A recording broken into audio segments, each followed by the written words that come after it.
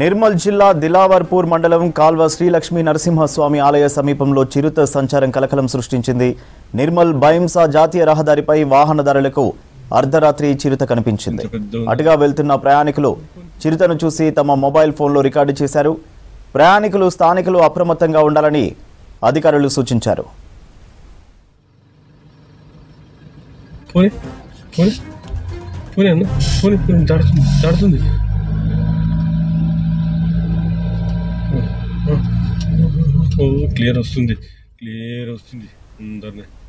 నిర్మల్ జిల్లా దిలావర్పూర్ మండలం కాల్వ శ్రీ లక్ష్మీ నరసింహస్వామి ఆలయ సమీపంలో చిరుత సంచారం కలకలం సృష్టించింది.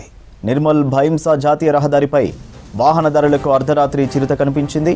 అటుగా వెళ్తున్న ప్రయాణికులు చిరుతను చూసి తమ మొబైల్ ఫోన్లో రికార్డు చేశారు.